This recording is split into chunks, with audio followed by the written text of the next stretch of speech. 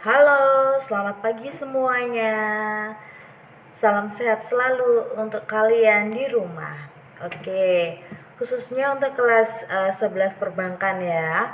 Hari ini kelasnya Mem Nuri, kelas pengelolaan kas. Kemarin kita sudah belajar tentang pencatatan kas kecil.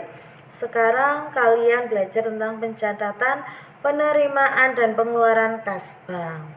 Nah, hari ini adalah pertama kali kita bertemu. Kemarin kita sudah bertemu beberapa kali dan akhirnya terselesaikan oleh PTS. Oke, nilai-nilai PTS kalian semuanya sudah Mem Nuri cek semua dan Mem Nuri seneng banget karena rata-rata nilai kalian bagus-bagus dan kalian juga menyelesaikan seluruh tugasnya, menyelesaikan seluruh ulangan hariannya juga, dan mengikuti pembelajaran Mem Nuri juga dengan seneng, dengan excited juga. Jadi Mem Nuri di sini ngajarnya juga semakin semangat lagi ya. Oke, kita lanjut ke materi kita hari ini. Hari ini kita akan belajar tentang pencatatan, penerimaan, dan pengeluaran kas bank. Oke, coba Mem Nuri buka lagi. Nah, jangan lupa ya, disiapkan modulnya, modul pengelolaan kasnya, disiapkan juga catatan-catatannya. Dan jangan lupa kalian konsentrasi untuk melihat video ini. Apabila ada yang ditanyakan, silakan untuk WA Mem Nuri secara japri, atau kalian bisa berikan komentar di YouTube channel Mem Nuri kali ini. Oke, pengertian, karakteristik, dan motif memegang kas. Mem Nuri besarkan lagi.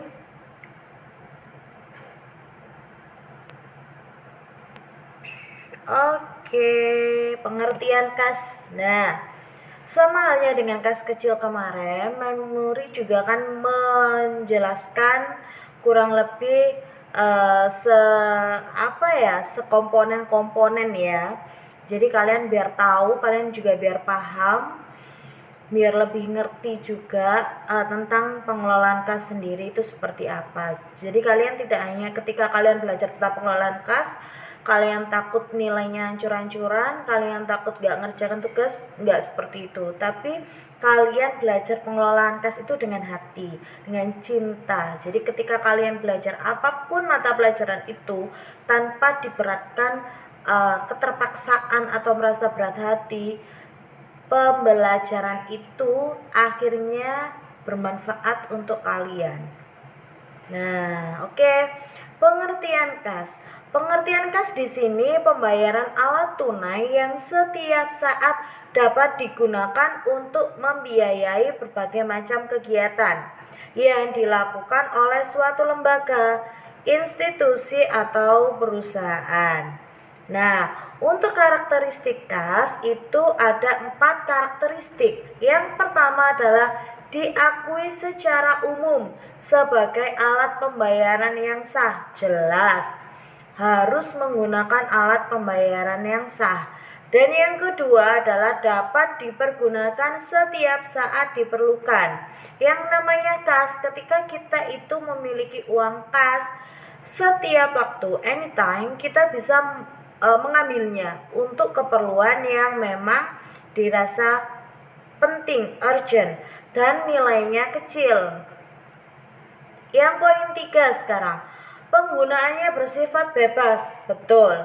Jadi tidak ada keterkaitan atau pembuatan laporan yang secara rumit. Beda dengan yang lainnya. Poin 4, dikirim sesuai dengan nilai nominalnya. Oke, ketika kita meminta ke bendahara kita untuk mengeluarkan uang kas, misalnya kalau kalian adalah uang kas kecil di kelas, misalnya uang kas kelas, ketika ada teman kalian yang sakit, kalian mau nengok nih, mau jenguk, nah bisa ambil uang dari mana untuk membeli buah ketika kalian mau jenguk teman yang sakit? Oh, ambil uang kas saja, ambil uang kas saja. Nah, ketika mengambil uang kas itu, nilainya yang dibutuhkan berapa? Misalnya si Adel. Adel membutuhkan uang kas di bendahara. Bendaharanya adalah Nikita. Ambil ke Nikita. Kamu butuh berapa, Del? 100.000. Adel mengajukan nominal 100.000 kepada Nikita dan Nikita memberikan 100.000 kepada Adel dengan persyaratan ketika Adel membeli buah tersebut notanya diberikan ke Nikita untuk pelaporan. Oke, sudah paham untuk poin 1 sampai poin 4? Apabila tidak paham, silakan japri ke WA Mem Nuri atau menuliskan di kolom komentar pertanyaannya. Berikutnya adalah motif memegang uang. Ada 3 poin di dalam motif memegang uang. Yang pertama adalah motif transaksi. Motif transaksi yaitu kas diperlukan untuk memenuhi pembayaran-pembayaran yang timbul dari kegiatan bisnis. Yang kedua adalah motif berjaga-jaga. Kas diperlukan untuk berjaga-jaga apabila terjadi kebutuhan pembayaran kas yang tidak terduga-duga. Misalnya, kalau kalian di kas kelas itu tadi, kan kita nggak pernah tahu, nggak pernah ngerencanain teman kita sakit nih, ya kan? Kita kan nggak bisa merencanakan, mana sih orang yang mau sakit. Ketika ada teman kita sakit, terus kita punya uang kas, nah itu bisa untuk motif berjaga-jaga. Kita bisa mengeluarkan uang kas itu. Sama halnya dengan di perbankan. Ketika di perbankan, di dalam satu cabang, misalnya ballpointnya cadangan habis semua, ternyata ATK-nya pada habis semua, dan itu mendadak, misalnya urusannya mendadak. Oh iya, kita masih punya uang kas perusahaan, kita keluarkan untuk melengkapi ATK-ATK yang memang kita butuhkan. Poin ketiga, motif spekulasi. Motif spekulasi yaitu kas diperlukan untuk melakukan transaksi spekulatif agar mendapat keuntungan pada peluang jangka pendek. Oke. Selanjutnya, nanti Mem Nuri tunggu pertanyaannya ya. Untuk absensinya silakan memberikan pertanyaan di kolom komentar YouTube channel Mem Nuri. Pasti nanti Mem Nuri balas satu-satu. Oke, berikutnya adalah komponen kas. Oh, sorry. Potong. Ada beberapa komponen golongan kas. Ada poin 1, ada poin 2. Komponen kas. Sorry ya. Maaf ya kepotong. 1. Komponen golongan kas. Komponen yang termasuk golongan kas adalah aktiva yang digunakan sebagai alat pembayaran atau media tukar saat diperlukan. Nah, bagaimana ini yang terdiri dari apa komponen golongan kas itu? Nah, komponen golongan kas itu adalah uang tunai. Poin A, uang tunai dalam bentuk kertas maupun dalam bentuk logam. Dan yang B adalah uang simpanan di bank dalam bentuk tabungan maupun giro. Dan yang ketiga, cek yang diterima dari pihak lain sebagai pembayaran dari pihak lain. D. Cek dalam perjalanan atau travel check, yaitu cek yang dikeluarkan oleh suatu bank untuk melayani nasabah yang melakukan perjalanan jauh. Dan yang poin E, cashier check. Cashier check ini atau cek kasir adalah cek yang dibuat dan ditandatangani oleh suatu bank dan dapat istilahnya digunakan untuk bank itu sendiri. Dan yang F adalah wesel post, termasuk dalam golongan kas dikarenakan sifatnya yang dapat segera dijadikan uang tunai. Itu adalah komponen golongan kas. Yang dimaksud komponen golongan kas itu adalah aktiva harta. Nah, sedangkan komponen golongan bukan kas itu kita lebih ke pasiva. Jadi, kekayaan yang dimiliki perusahaan dapat digolongkan sebagai kas. Kita bisa lihat yang A. 2A. Deposito berjangka. Time deposito adalah simpanan di bank yang pengalamannya sesuai dengan jangka waktu sehingga tidak dapat diambil sewaktu-waktu. Lalu yang poin B adalah surat berharga. Surat berharga di sini seperti saham, obligasi yang diterbitkan perusahaan lain. Sedangkan untuk poin C adalah wesel tagih, di mana perintah tertulis tidak tersyarat dari penarik kepada pihak terkait untuk membayar sejumlah uang tertentu. Nah, sedangkan untuk poin D adalah cek mundur atau post date check, di mana cek yang pengulangannya sesuai dengan tanggal jatuh tempo yang tertera. Sekarang poin E yang terakhir adalah perangko dan materai. Kita bisa lihat di sini tidak termasuk golongan kas karena tidak diterima sebagai setoran ke bank dan tidak bisa dipakai sebagai setoran ke bank dan tidak bisa dipakai sebagai alat pembayaran umum. Nah, kalian bisa ngecek ini semuanya di Memnuri. Apabila ada pertanyaan, nanti kalian bisa silakan bertanya di kolom komentar atau WA Memnuri secara japri boleh. Silakan nanti Memnuri jelaskan semuanya. Oke, selanjutnya sekarang ketika komponen kasnya sudah, sekarang pencatatan penerimaan kas. Sorry ya, Memnuri harus foto modul itu biar kalian juga tahu kalian sudah punya modul ini. Kalian bisa cek secara lengkap di modul kalian. Maaf kalau video kali ini kurang rapi banget. Oke, sebagai ilustrasi atau latihan contoh soal ya. Contoh soal kita bisa lihat di sini. Sebagai ilustrasi pencatatan mutasi kas, berikut ini data mutasi kas PT Alam Raya. Dalam bulan Juni tahun 2019, saldo akun kas pada tanggal 1 Juni 2019 telah disesuaikan, itu sebesar, kita lihat di sini adalah 100. Memori harus kasih ini. Nah, ini adalah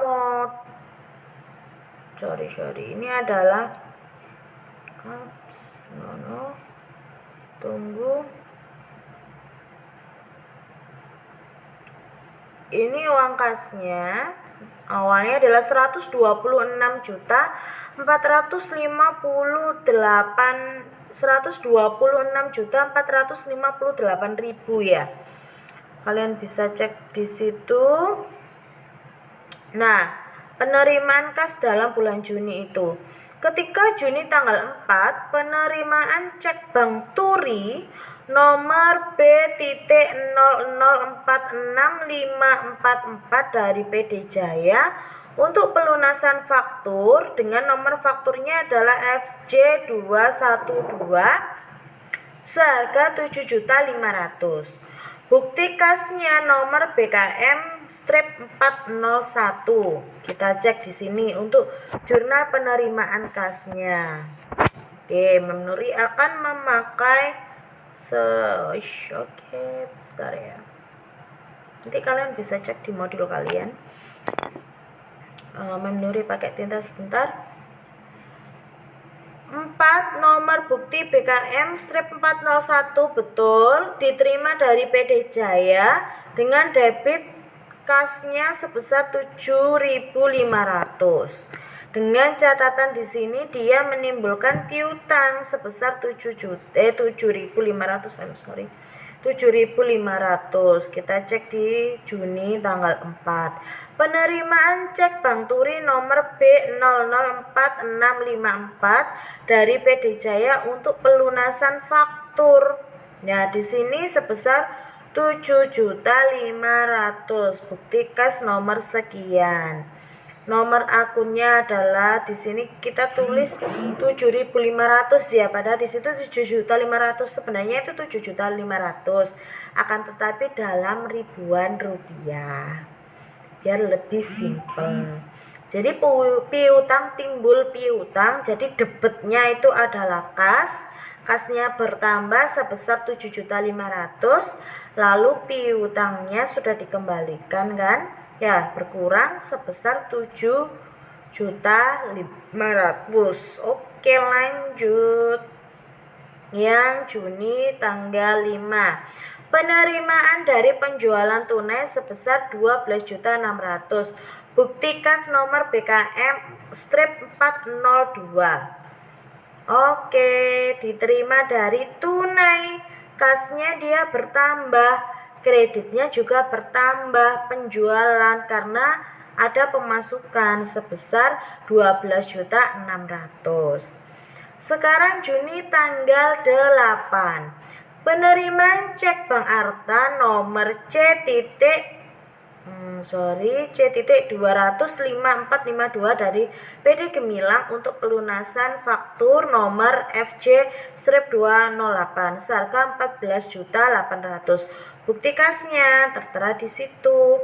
Nah, diterima dari apa? PD Gemilang, kasnya 14.800.000 terhadap kredit piutang 14.800.000. Lanjut lagi. Sekarang Juni tanggal 11. Penerimaan hasil penjualan tunai. Hasil penjualan tunai otomatis kasnya bertambah. Bertambah berapa? 11.500.000. Kita cek di sini. Ayo cek.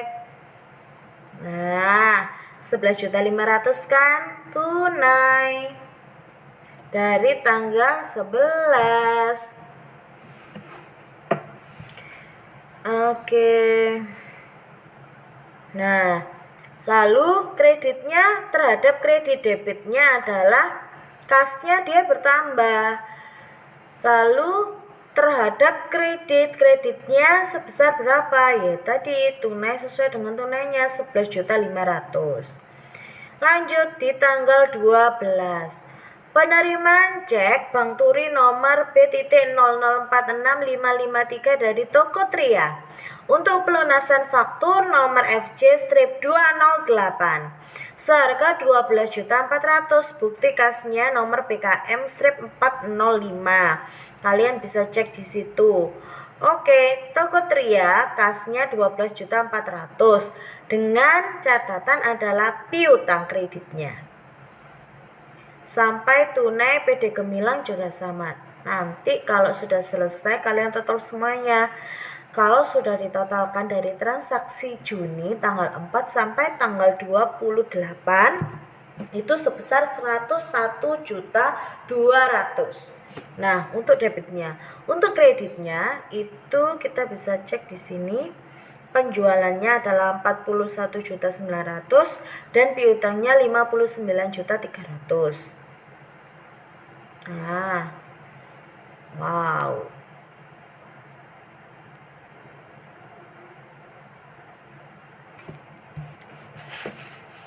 Oke, kita lihat dulu. Nanti kalau misalnya ada yang ditanyakan, silakan menghubungi Mem Nuri secara pribadi WA Japri atau berikan pertanyaan di kolom komentar. Setoran dana yang diterima perusahaan ke bank dilakukan pada hari saat diterimanya kas. Paling tidak pada keesokan harinya, setoran dana ke bank didukung dengan bukti setoran yang mendapat pengesahan dari pejabat bank yang bersangkutan. Kita bisa melihat di situ pada tanggal 4, tanggal 5, tanggal 8 itu kepada dilihat dulu di tanggal 8. Ya kan? Di tanggal 8 penerimaan cek Bank Arta PD Gemilang untuk pelunasan faktur sekian. Nah, kurang lebih contoh jurnalnya penerimaan kas itu seperti itu. Nanti kalau memang kurang jelas, kurang jelas, oke.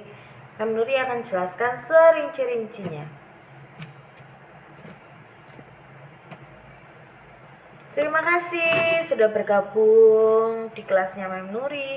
Meskipun hanya Mem Nuri bisa menyampaikan sedikit Nah, nanti kalau lama, Mem Nuri pertemuan berikutnya Mem Nuri meet ya, nanti via meet kita diskusi di situ. Untuk sementara video ini sampai ke pencatatan penerimaan kas. Untuk lebih rinci, lebih jelas, kita diskusi bareng di Meet. Kita ketemu di Meet minggu depan. Oke, bye. Pagi semua, sehat selalu untuk kalian. Ayo semangat semuanya. Maaf ya kalau memang ada sedikit kesalahan-kesalahan, nanti kalian bisa berkomentar. Nanti Mem Nuri coba untuk evaluasi dan pasti akan memperbaiki lebih baik lagi. Bye, pagi.